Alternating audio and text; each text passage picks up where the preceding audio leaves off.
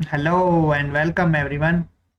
आज हमने great Britain pound और जापानी येन को एनालाइज किया है अपने ट्रेड में, और नेक्स्ट वीक उसमें कैसे ट्रेड लें उस पर बात की है। सबसे पहले ट्रेंड आइडेंटिफिकेशन के लिए बात किया है, उसके बाद की स्ट्रक्चर्स के लिए, उसके बाद कैंडल्स रिएक्शन पे बात की है डेली चार्ट्स पे, और लोअर टाइम फ्रेम में एंट्री कैसे लेनी है उस पर बात की है। तो चलें स्टार्ट करते हैं। उम्मीद करता हूँ आपको ये कंटेंट अच्छा लगेगा।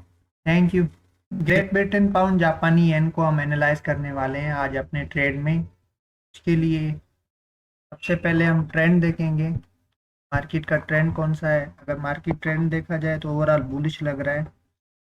उसके लिए हम इम्पल्स ड्रा करते हैं सबसे पहले, यहाँ से इनिशियल लो से इनिशियल हाई तक। उसके बाद मार्केट ने हायर लो बनाया, उसके बाद अगेन हायर हाई बनाया, उसके बाद हायर लो, उसके बाद फिर से हायर हाई। अभी हम शायद हायर लो बना रहे हैं। इसके अलावा अगर लेफ्ट साइड को हम देखें तो मार्केट का एक रेजिस्टेंस है। रेजिस्टेंस को हम ड्रा करें कुछ इस तरह से, तो ये वाली मार्केट जो है अब रेजिस्टेंस को पहुंच गई है।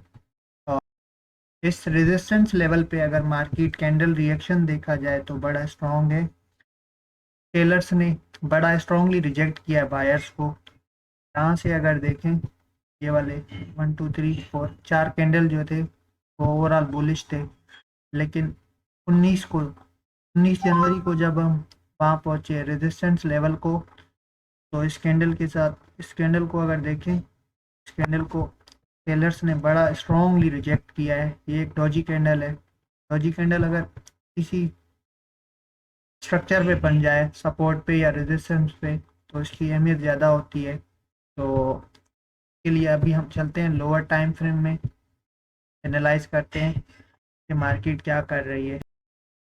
अभी तक हम वन डे चार्ट पे थे, और ये सारी चीज़ें हमने वन डे चार्ट पे एनालाइज की।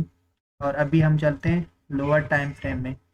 अगर हम लोअर टाइम फ्रेम में देखें, सबसे पहले इसको थोड़ा साइड कर दें, क्योंकि एक चीज़ का हमें आइडिया हो गया कि हम मार्केट के रेजिस्टेंस पे हैं डेली लेवल पे, और ये हमने साइड कर दिया ताकि समझने में और आसानी हो। अभी हम आ गए 4 आवर चार्ट पे। 4 आवर चार्ट पे कुछ इस तरह से है कि मार्केट ने एक तरफ से रेजिस्टेंस बनाया हुआ है और दूसरी तरफ से एक सपोर्ट बनाया हुआ है, और उनके दरमियान मूव कर रही है लास्ट 10 डेज से। और वन डे पे हम ओवरऑल ट्रेंड में थे बाय के, और लास्ट वीक से हम रेजिस्टेंस पे हैं। अगर 4 आवर को देखा जाए तो हम कंसोलिडेशन फेज में हैं। कंसोलिडेशन में ये होता है, एक तरफ से मार्केट सपोर्ट को टच कर रही होती है, दूसरी तरफ से रेजिस्टेंस को, इनके दरमियान में मूव कर रही होती है। ये कुछ इस तरह से मूवमेंट है इस मार्केट का। अब इस मार्केट में ट्रेड लेने के लिए स्कैल्पर तो यही करेंगे कि सपोर्ट से बाय करेंगे यहाँ से शायद यहाँ तक रेजिस्टेंस के लिए, और रेजिस्टेंस से सेल करेंगे सपोर्ट तक के लिए। लेकिन हम इस ट्रेड को कुछ इस तरह से लेंगे,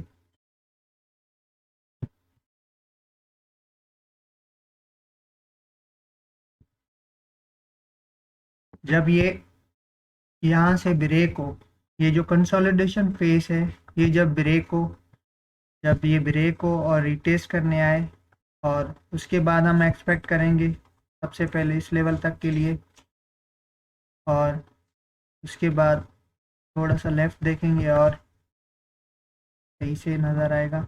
और ये वाला लेवल है, ये हमारा पहला लेवल है जहाँ तक हम एक्सपेक्ट करेंगे मूवमेंट, और ये हमारा दूसरा लेवल है जहाँ तक हम एक्सपेक्ट करेंगे कि ये मार्केट जब अगर अगर सेल में आई कंसोलिडेशन को ब्रेक करने के बाद, तो ये हमारे टारगेट होंगे ट्रेड में। वर्टिकल टूल का यूज़ करके ड्राइंग बनाते हैं ताकि ज़्यादा इजी हो समझने में। उसके बाद अगर इसमें इस ट्रेड में अगर हम बाय ट्रेड लेना चाहते हैं, तो बाय ट्रेड के लिए ज़रूरी है कि ये वाली मार्केट सबसे पहले ऊपर क्लोज हो। ये जो कंसोलिडेशन फेस है, ये ऊपर क्लोज हो, उसके बाद ये रीटेस्ट करने आए। रीटेस्ट पे हम कुछ ट्रेड लेंगे इस तरह से, और टारगेट जो होगा, टारगेट के लिए हम फिर से लेफ्ट साइड पे देखते हैं, नियरेस्ट जो स्ट्रक्चर होगा उसको देखते हैं, और पास कुछ नज़र नहीं आ रहा 4 आवर पे, तो कुछ और डीप चलते हैं, वहाँ पे भी कुछ नहीं है। तो अभी हम 1 डे को देखेंगे, वहाँ पे शायद हमें स्ट्रक्चर मिल जाए। तो 1 डे के लिए हम देखते हैं कि हमारा नियरेस्ट रेजिस्टेंस कौन सा है। तो ये वाला हमारा नियरेस्ट रेजिस्टेंस है, ये वाला हमारा नियरेस्ट रेजिस्टेंस है, और हम एक्सपेक्ट कर रहे हैं कि इस मार्केट ने यहाँ तक जाना है अगर हम बाय ट्रेंड में गए। तो अगर ये कंसोलिडेशन ऊपर ब्रेक हुआ तो उसके बाद इस तरह से होगा हमारा ट्रेड बाय के लिए। हम यहाँ तक एक्सपेक्ट करेंगे कि इस मार्केट ने जाना है।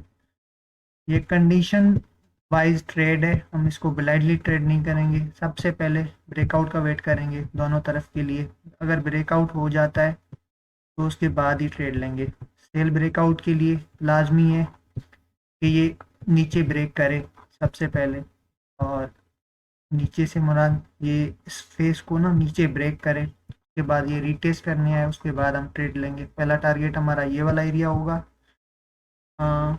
184.65 है। उसके बाद जो सेकंड एरिया है, सपोर्ट है हमारा, वो है 182.95।